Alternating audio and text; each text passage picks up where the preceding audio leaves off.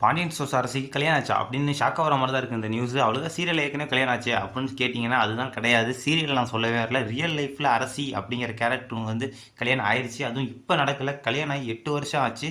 ஆனால் அவங்கள பார்க்கும்போது ஒரு சின்ன பொண்ணு மாதிரி தான் இருக்குது. நமக்கு இந்த விஷயம் இதனால தெரியாமல் இருக்குது. கல்யாணம் ஆகி ஆனால் பேபிஸ்னு இல்லை. ஆனால் 8 வருஷம் ஆகி இவங்க 2 பேரும் ஒன்றா ஹஸ்பண்ட் ஒய்ஃபாக வாழ்ந்துட்டு இருக்காங்க. நம்ம பார்க்குற சீரியலில் அவங்க வந்து ஒரு சின்ன சின்ன பொண்ணு கேரக்டர், கடைசி தங்கச்சி அப்படின்னு ஒரு ரோலில் இருக்கனால நமக்கு அவங்கள வந்து சின்ன பொண்ணாக நம்ம பார்த்துட்டு இருக்கோம். ஆனால் அவங்களுக்கு கல்யாணம் ஆகி 8 இயர்ஸ் ஆச்சு. அதுவும் லவ் மேரேஜ். காலேஜ் படிக்கும் போது அந்த ப்ரொஃபஸர், அவங்க காலேஜுக்கு அந்த ப்ரொஃபஸரை தான் லவ் பண்ணி கல்யாணம் பண்ணியிருக்காங்க. அது எப்படி ப்ரொஃபஸரை கல்யாணம் பண்ண முடியும் அப்படின்னு நீங்கள் யோசிச்சிங்கன்னா, அந்த காலேஜுக்கு ஷார்ட் ஃபிலிமை டைரக்ட் பண்ணுறதுக்காண்டியே ப்ரொஃபஸர் வந்திருக்காரு அந்த காலேஜுக்கு. இவங்களுக்குமே அரசிக்குமே ஒரு ஆக்டிங் மேலே இன்ட்ரெஸ்ட் இருக்கனால இந்த ஷார்ட் ஃபிலிம்க்குலாம் ஆக்ட் பண்ணுறதுக்கு அரசி அவன் டேரக்டர் கூப்பிட்டுருக்காங்க.